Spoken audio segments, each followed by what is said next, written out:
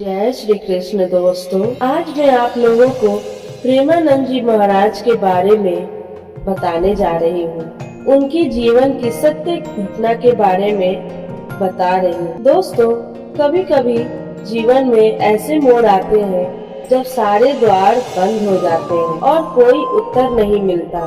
महाराज जी जब ऐसे ही एक सन्यासी के रूप में थे। कोई नाम नहीं, कोई परिचय नहीं, बस हृदय में एक ही पुकार, राधे राधे। प्रेमानंद जी महाराज को अभी आए हुए कुछ ही महीने हुए थे, लेकिन कभी भी जीवन में ऐसे मोड़ आते हैं जहां अपने पराये हो जाते हैं। ऐसा ही एक दिन आया जब परम प्रेमानंद जी महाराज को उनके ही रहने के स्थान से जाने के लिए कह दिया गया। शरीर अस्वस्थ था, किडनी की बीमारी थी, पर मन तो बस राधा रानी के शरण में था। आश्रम के एक सेवक ने कहा कि वो उनसे कुछ बात करना चाहता है। प्रेमानंद जी महाराज ने बहुत शांति से पूछा, क्या बात है? तो वह व्यक्ति बोला, आपकी तबीयत अब ठीक नहीं रहती, इलाज कराना पड़ेगा। हम अब आपकी सहायता नहीं कर सकते। 15 दिन में जगह खाली करनी होगी। इस स्थिति में मैं कहाँ जाऊंगा? शरीर साथ नहीं दे रहा, तो मैं क्या करूं? मैं आपका ठेकेदार नहीं हूँ। यह सुनकर प्रेमानंद जी महाराज मुस्कुराए और बोले, आप सही कह रहे हैं, आप मेरे ठेकेदार नहीं हैं।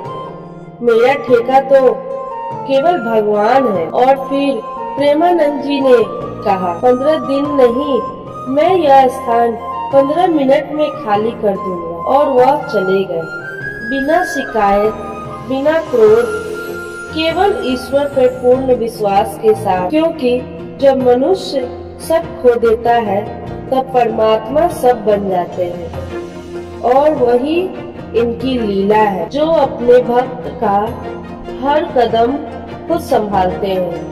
वृंदावन की गलियों में एक सन्यासी भटक रहा था। चेहरे पर थकान, हृदय में विरह और आंखों में एक ही नाम था, राधा।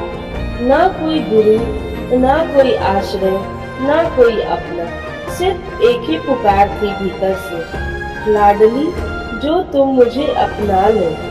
राधा राधा रटते रटते, राधा राधा रटते रटते वह सारा दिन गुजारते थे। इस दास की आराधना सुन लो। एक दिन दोपहर के समय जब सब कुछ छूटता सा लग रहा था, तो वो मदन मोहन मंदिर के पास एक टीले पर चढ़ गए।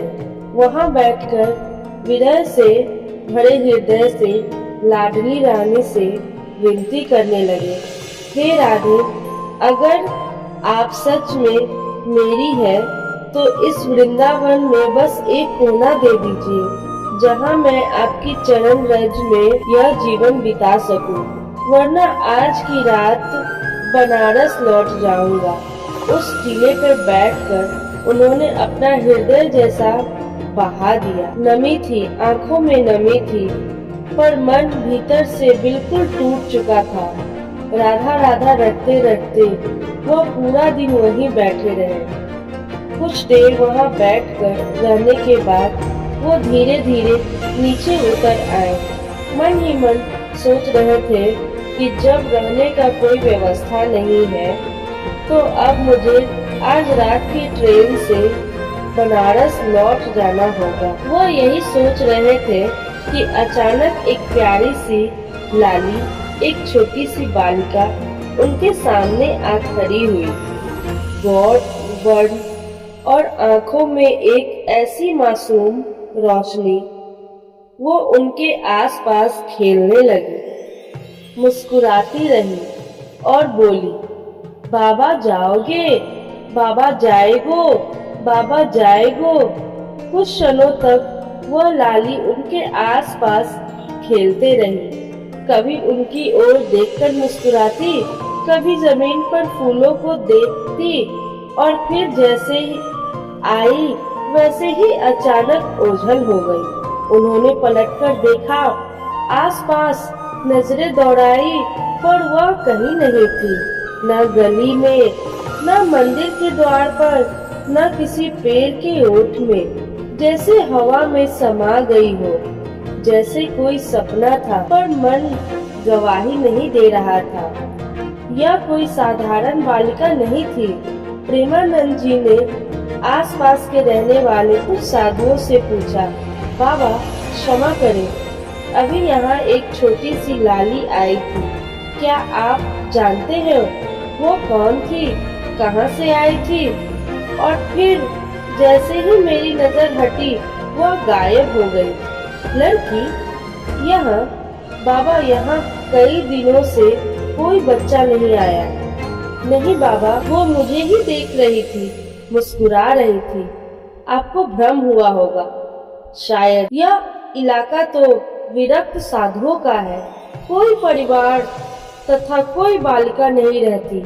यह वृंदावन है बाबा, यहाँ सब कुछ संभव है। जब प्रेमानंद जी लौटे, मन अभी भी कांप रहा था, पर भीतर कहीं एक शांति उतर आई थी, क्योंकि अब उन्हें समझ में आ चुका था जो वह छोटी सी बालिका आई थी वह कोई और नहीं, स्वयं राधा रानी थी। लाडली स्वरूप में आई और अपनी कृपा दे गई। उसी साल एक व्यक्ति जो उन्हें पहले से जानता था आगे आया और बोला, बाबा, गौशाला के पास एक छोटी सी कुटिया है, अगर आप चाहे तो वहाँ रह सकते हैं।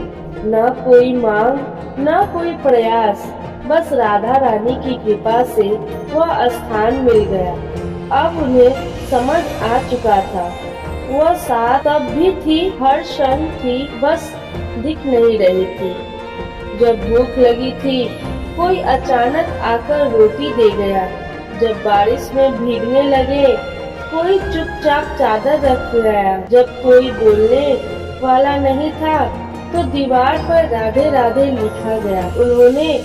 उन्हें अब यह एहसास हो गया कि यह कोई संयोग नहीं था, यह लीलाएं थी लाडली राधा रानी की। जिसके सामने अकेला समझा, वो तो पल पल राधा रानी के बाहों में था। उनकी कृपा ने ही उन्हें भोजन दिया, उनके शरीर को ठंड से बचाया और मन को भटकने नहीं दिया। जो कुटिया उन्हें मिली वो भी लाडली जी का ही व्यवस्था किया हुआ था, वही शुरू हुआ। और यह अद्भुत जीवन, जहाँ तक साधक एक विरक्त, एक प्रेमी, धीरे धीरे रसिक संत बन गया।